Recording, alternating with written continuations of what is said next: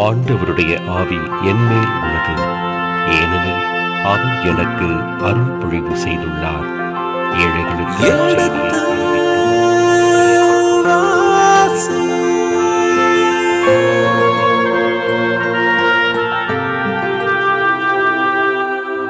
எடுத்து வாசி.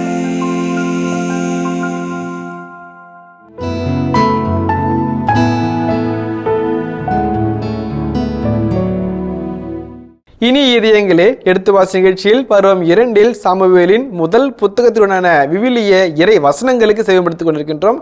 கடந்த பகுதியின் தொடர்ச்சியை இன்று தொடங்குவோம். வாருங்கள் நிகழ்ச்சியில் செல்வோம். உங்கள் சார்பாக தந்தையவர்களுக்கு வணக்கம் சொல்லி நிகழ்ச்சியை தொடங்குவோம். வணக்கம் தந்தை அவர்களே.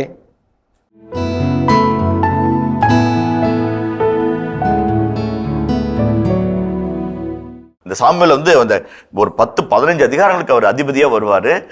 அப்படியே தலை நிமிர்ந்து நடப்பார். சவுலை அபிஷேகம் செய்வார், தாவீதை அபிஷேகம் செய்வார், பல காரியங்களை செய்வார். ஆனா அவர் அவருக்கு 3 குவாலிட்டி தான்: இறை திட்டம், இறை விருப்பம், நம்பிக்கைக்குரியவர். இதுதான் ஒரு நல்ல இறைவாக்கினர், நல்ல ஒரு நீதி தலைவர், நல்ல ஒரு குருவானவர். அழகான ஒரு வரையறை அந்த 35ஆம் வசனம் அவ்வளவு அழகா சொல்லுது. நான் இந்த இறை திட்டம், இறை விருப்பத்திற்கு ஏற்ப செயல்படுகிறவர், நம்பிக்கைக்குரிய உருவை நான் எடுப்பேன். இந்த 3 ஒவ்வொன்றா சொல்றேன். அதுக்கு அடுத்த வசனத்தை வாசிட்ட பிறப்போடு வருவோம். அவனுக்கு ஒரு நிலையான வீட்டை கட்டி எழுப்புவேன்.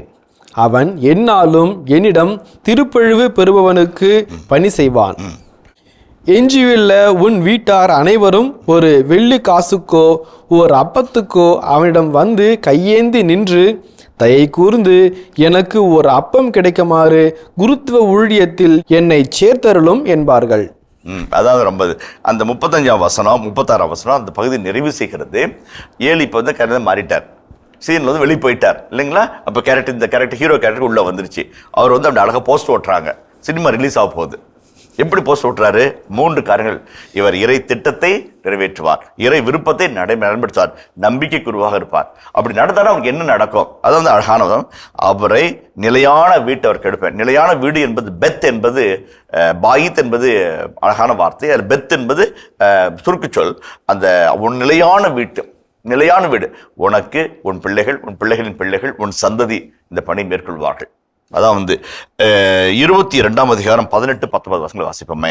அப்பொழுது அரசர் தொயேகிடம், நீ சென்று தாவீதுக்கு உடன்பட்ட குருக்களை வீழ்த்து என்று கட்டளையிட்டார். உடனே ஏதோமியன் தொயேகு சென்று குருக்களை வெட்டி வீழ்த்தினான். அன்று மட்டும் அவன் 40 ஏபோது அணிந்திருந்த 85 பேரை கொன்றான். 1 அரசர் 2ஆம் அதிகாரம் 35ஆம் வசனத்தை வாசிப்போமே. அப்பொழுது அரசர் யோவாவுக்கு பதிலாக யோயாதாவின் மகன் பெனையாவை படைத்தலைவனாக நியமனம் செய்தார். மேலும் அபியதாருக்கு பதிலாக சாதோக்கை குருவாக நியமித்தார். பாருங்க, அந்த கடவுளுடைய திட்டத்துக்கு ஏற்படைய அபியாத்தர், அதுக்கு பதிலாக சாதோக் இருக்கிறவர்கள் நியமனம் செய்யப்படுகிறார்கள். இங்கே ஏலிக்கு பதிலாக சாம்பல் உயர்த்தப்படுகிறார். அந்த காட்சி தொடர்ச்சியானது தலைமுறைதோறும் நடந்து வருகிற ஒரு நிகழ்வாக மாறிக்கொண்டே போகிறது. இதை பற்றி செய்திகள் நம்ம விரிவாக பார்ப்போம். 3 செய்திகள் நான் சொல்றேன். 1, இறை திட்டம், த பிளான் ஆஃப் காட். இறை விருப்பம், த வில் ஆஃப் காட். இறைவனுடைய நம்பிக்கை, த ட்ரஸ்ட் ஆஃப் காட். இந்த 3க்கும் யார் பிரமாணிக்கமா தங்களை கையளிக்கிறாங்களோ அவங்க தான் ஒரு நல்ல குருவா, நல்ல இறைவாக்கினரா, நீதி தலைவர்களின் இறுதி தலைவரா சாம்பல் உயர்கிறதை நமக்கு சுட்டி காட்டுகிறார்கள். அந்த வகையில பார்க்கும்போது இறை திட்டத்திற்கு நடக்குது. உதாரணத்துக்கு பாருங்களேன், சவுல் போர்ல வெற்றி அடைவார். வெற்றி அடைத்து விட்டு அந்த கொள்ளையிடப்பட்ட பொருட்களில் பலவற்றை தனக்கென்று வைத்துக் கொள்வார். அப்படி வைக்கக்கூடாது, வைத்துக் கொள்விட்டு பழிக்காக சாம்பல் வருவதற்காக காத்திருக்காமல் பழி நிறைவேற்ற ஆரம்பித்துடுவார். அப்போ பழியை விட கீழ்ப்படுத்தி நான் விரும்புகிறேன் என்று சொல்லி சவுலின் ஆடையை சாம்பல் கிழிப்பார். கிழிச்சிட்டு சொல்வாரு, இந்த ஆடை கிழிவது போல் உன் அரசு கிழிந்து போகும் என்று சொல்வார்.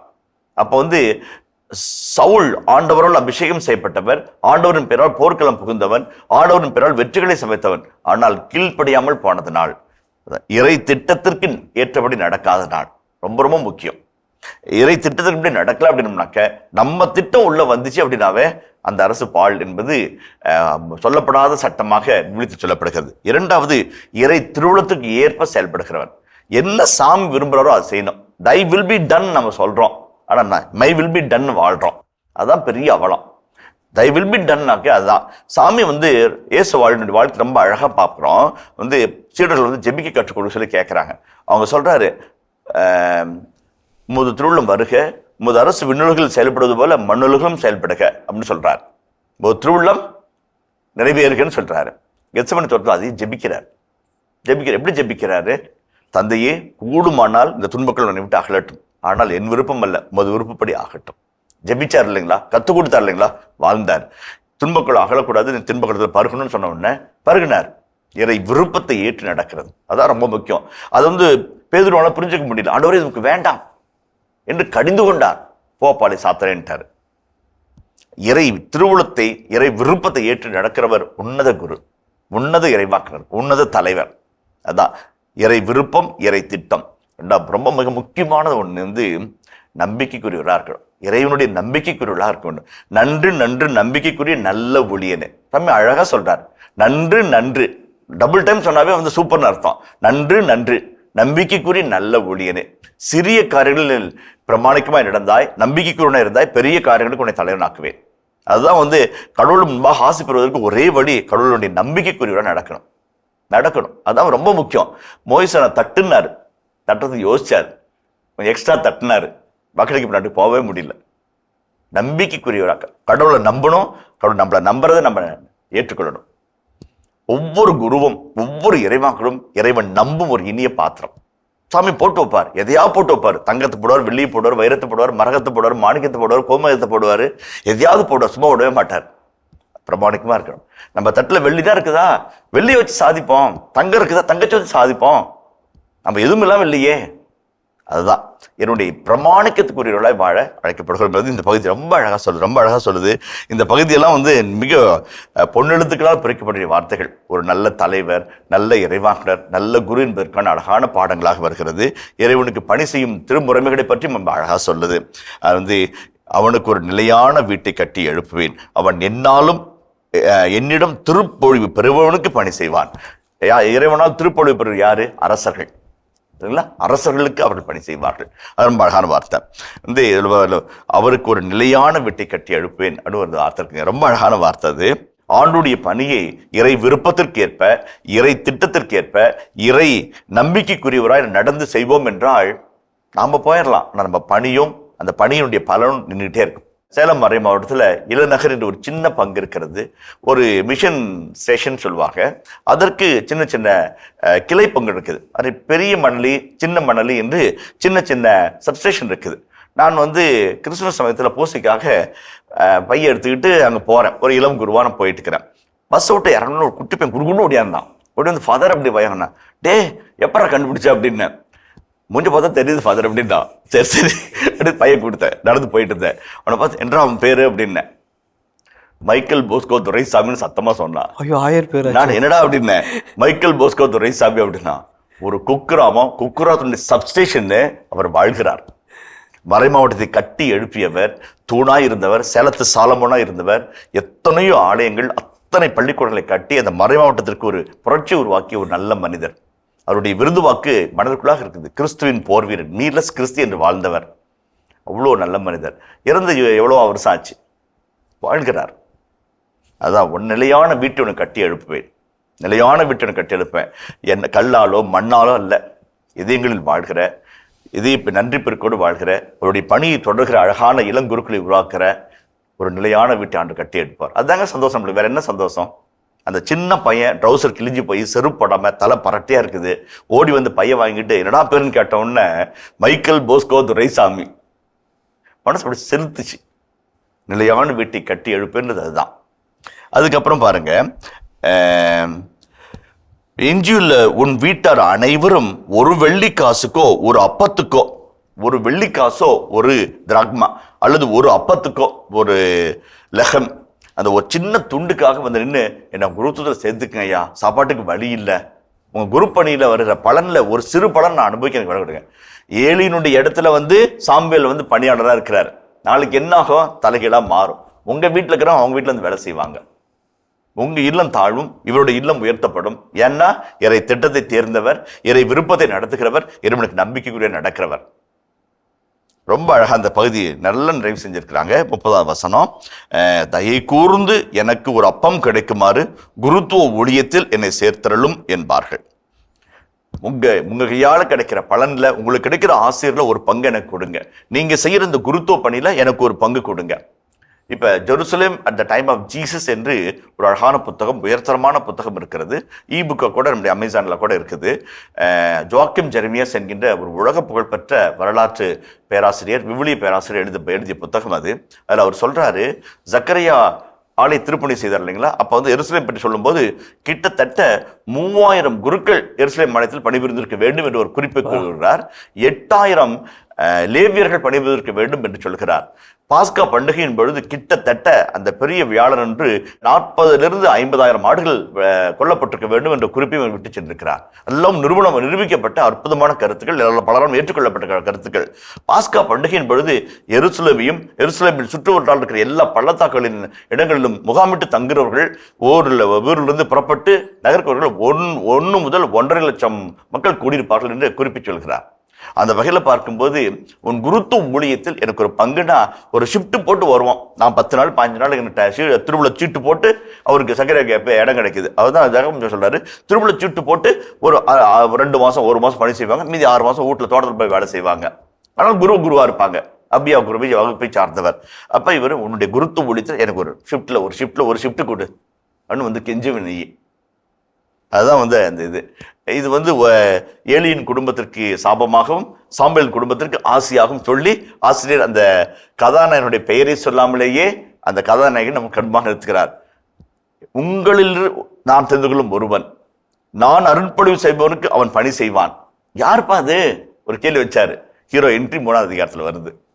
நன்றி தந்தை அவர்களே. இந்த பகுதியில் எனக்கு இன்னொரு கேள்வியும் இருக்கின்றது. ஏனென்றால் இது குருத்துவத்தை பற்றி அதிகமாக ஆலோசிப்பதாலும், அந்த குருத்துவ அருட்பொழிவை நோக்கி செல்வதாலும், தவறான குருக்களை காட்டியதாலும் நல்ல ஒரு குருவை காட்ட இருப்பதாகவும் இன்றைய அதிகாரம் நிறைவு செய்கின்றது.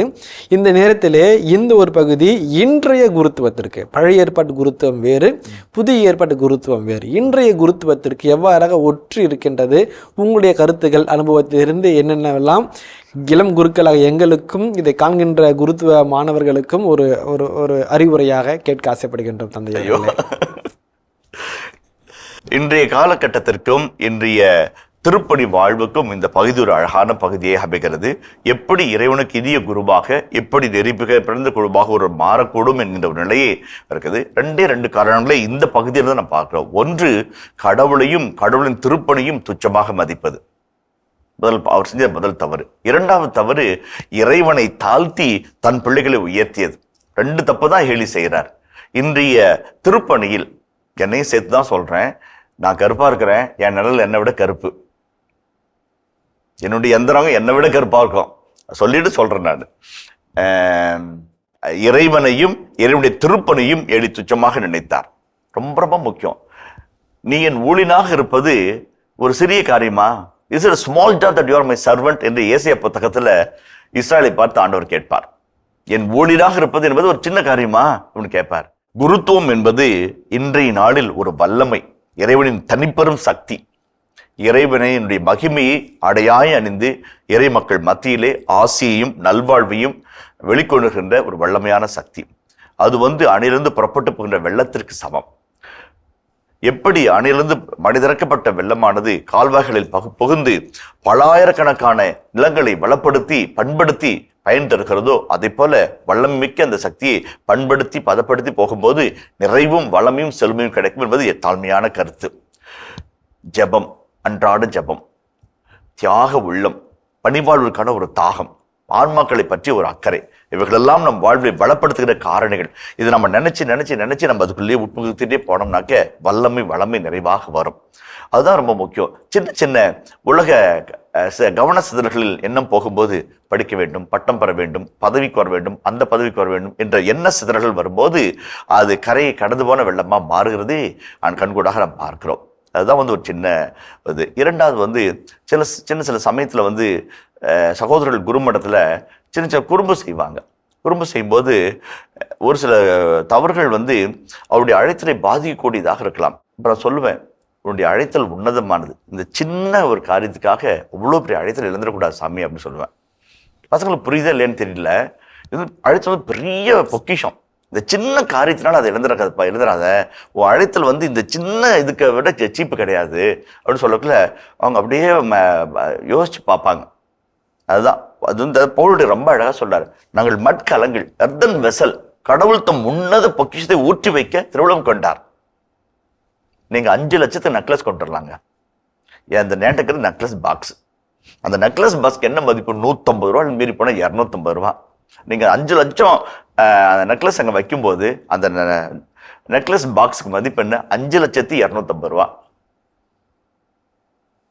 அந்த நெக்லஸ் வந்து காணாம போகாம பார்த்துக்கணும். அதுதான் வந்து இன்றைக்கு நாம் சொல்லுகிற ஒரு அழகான கருத்தாக சின்ன சிந்தனையாக வைக்கிறோம். அதே போல இன்னொன்று, ஒவ்வொரு குருத்துவமும் சிறந்த தலைமைத்துவமாக எழ வேண்டும். அது வந்து சாமுவேல் பார்க்கும்போது நான் கடைசியில் சொல்ல போகிற சாமுவேலுடைய தலைமைத்துவ பண்புகளை பற்றி விளக்க நம்ம பார்க்கலாம்.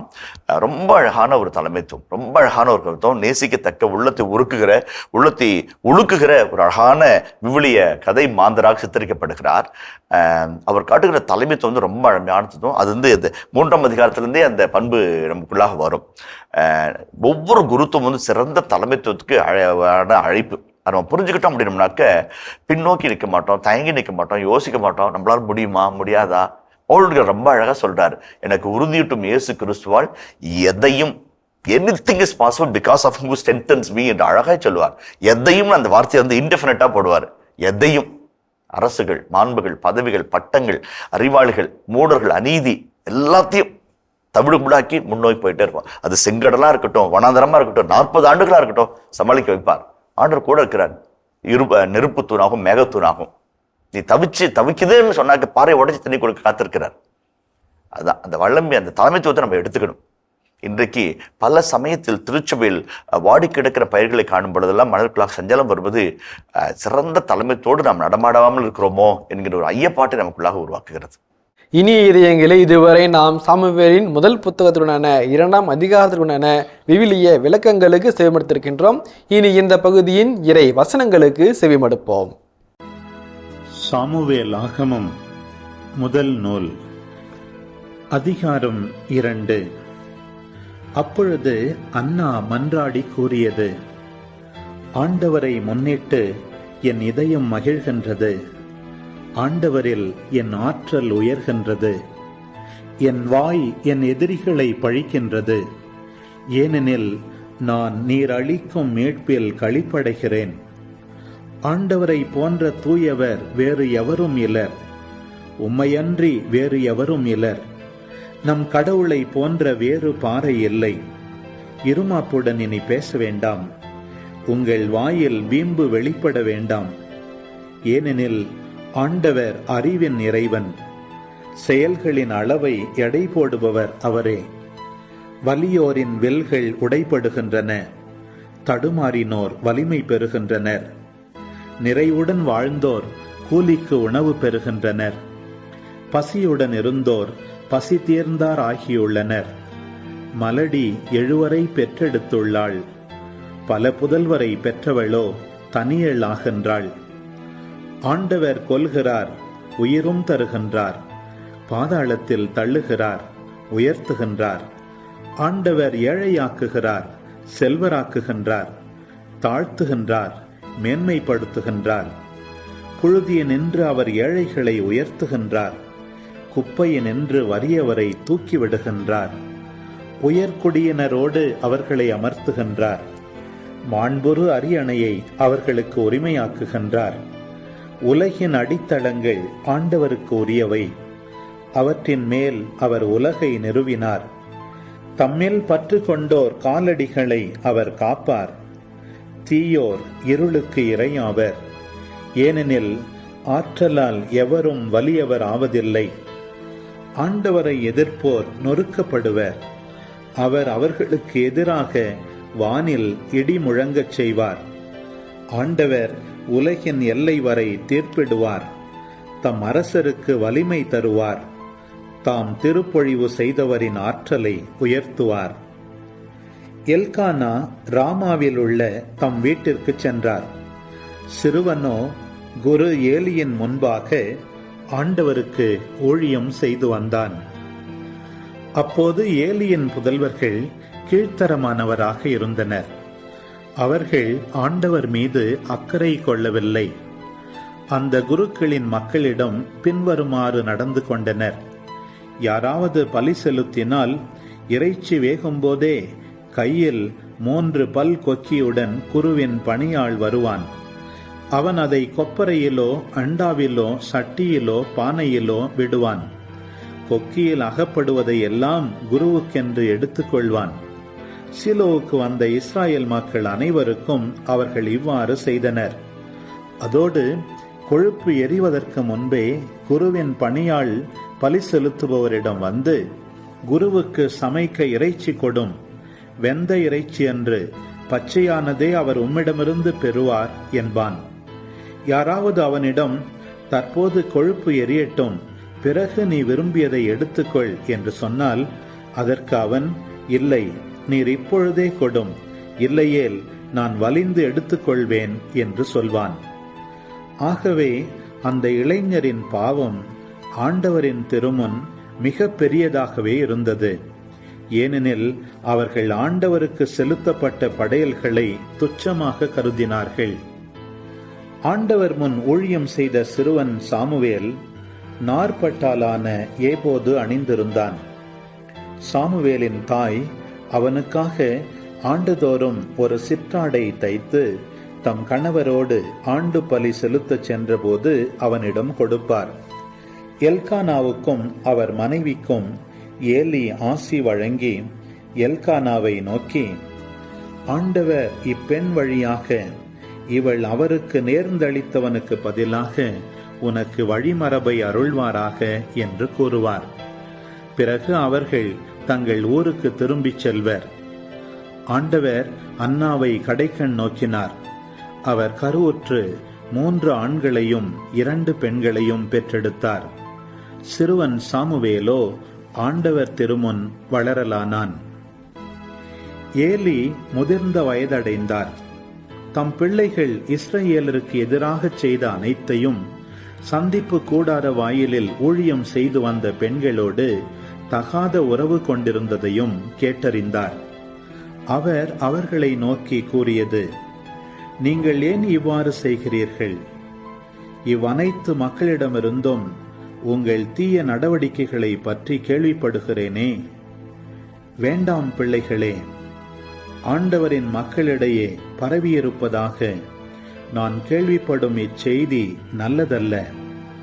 ஒருவர் மனிதருக்கு எதிராக பாவம் செய்தால் வேறெவராவது கடவுளிடம் அவருக்காக பரிந்து பேசலாம். ஆனால் ஒருவர் ஆண்டவருக்கு எதிராக பாவம் செய்தால் அவருக்காக பரிந்து பேசுவோர் யார்? இருப்பினும் அவர்கள் தங்கள் தந்தையின் குரலுக்கு செவி கொடுக்கவில்லை. ஏனெனில் அவர்கள் கொல்லப்பட வேண்டும் என்பது ஆண்டவரின் திருவுளமாக இருந்தது. சிறுவன் சாமுவேல் வளர்ந்து ஆண்டவருக்கும் மனிதருக்கும் உகந்தவனாய் இருந்து வந்தான். அப்போது இறையடியார் ஒருவர் ஏலியிடம் வந்து கூறியது, ஆண்டவர் இவ்வாறு கூறுகிறார், எகிப்து நாட்டில் பார்வோன் வீட்டாருக்கு உன் மூதாதை வீட்டார் அடிமைகளாக இருந்தபோது அவர்களுக்கு நான் என்னையே வெளிப்படுத்தினேன். என் பீடத்தில் திருப்பணி புரியவும் தூபம் காட்டவும் என் முன் ஏபோது அணியவும் அவர்களை நான் இஸ்ரவேலின் அனைத்து குலங்களினின்றும் தேர்ந்தெடுத்தேன். இஸ்ரவேல் மக்கள் எனக்கு செலுத்திய நெருப்பு பலிகள் அனைத்தையும் நான் உன் மூதாதை வீட்டாருக்கே கொடுத்தேன். பின் நானே கட்டளையிட்ட பலிகளையும் படையல்களையும் துச்சமாய் மதிப்பது ஏன்? உன் புதல்வர்களை எனக்கு மேலாக உயர்த்தி என் மக்கள் இஸ்ரவேல் செலுத்தும் ஒவ்வொரு படையலிலும் சிறந்தவற்றை எடுத்துக்கொண்டு உங்களையே கொழுக்க வைப்பதேன்? இஸ்ரவேலின் கடவுளாகிய ஆண்டவர் கூறுவது, உன் வீடும் உன் மூதாதை வீடும் என் முன்பாக என்றென்றும் ஊழியம் புரிவீர் என வாக்களித்திருந்தேன். ஆனால் தற்போது ஆண்டவர் கூறுவது, இவ்வாக்கு என்னை விட்டு அகல்வதாக. ஏனெனில் என்னை மதிப்போரை நான் மதிப்பேன், என்னை இகழ்வோர் இகழ்ச்சி அடைவர். இதோ நாள்கள் நெருங்குகின்றன. அப்பொழுது உன் ஆற்றலையும் உன் மூதாதை வீட்டாரின் ஆற்றலையும் நான் அழிப்பேன். உன் வீட்டில் ஒரு முதியவர் கூட இருக்க மாட்டார்.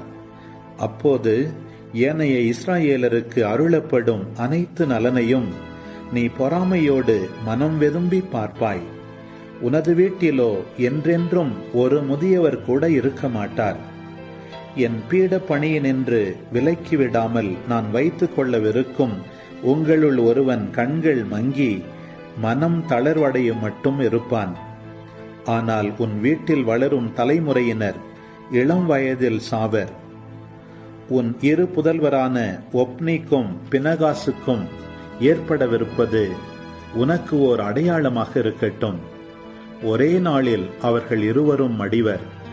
என் திட்டத்திற்கும் விருப்பத்திற்கும் ஏற்ப செயல்படும் நம்பிக்கைக்குரிய ஒரு குருவை நான் எழுப்புவேன்.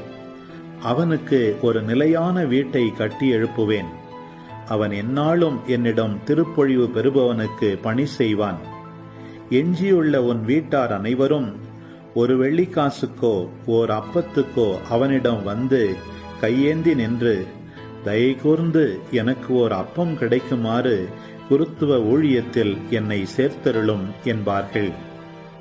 இனி இதயங்களே எடுத்து வாசி நிகழ்ச்சியில் சாமுவேலின் முதல் புத்தகத்திற்குண்டான விவிலிய இறை வசனங்களுக்கு செவிமடுத்துக் கொண்டிருக்கின்றோம். இதன் தொடர்ச்சியை மீண்டும் அடுத்த பகுதியில் பார்ப்போம். அதுவரை இணைந்திருங்கள்.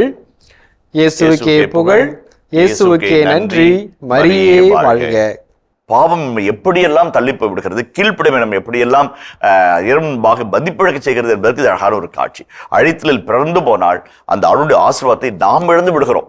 இந்த கடவுளுடைய திட்டம் என்பது ஒரு இன்ஜின், நம்ம இயக்குகிற சக்தி, நம்ம உந்தி தள்ளுகிற முன்னோக்கி கொண்டு வருகிற ஒரு சக்தி. அது இல்லாம பார்க்க முடியாது. அதான் ஏலி துச்சமா நினைச்சிட்டாரு.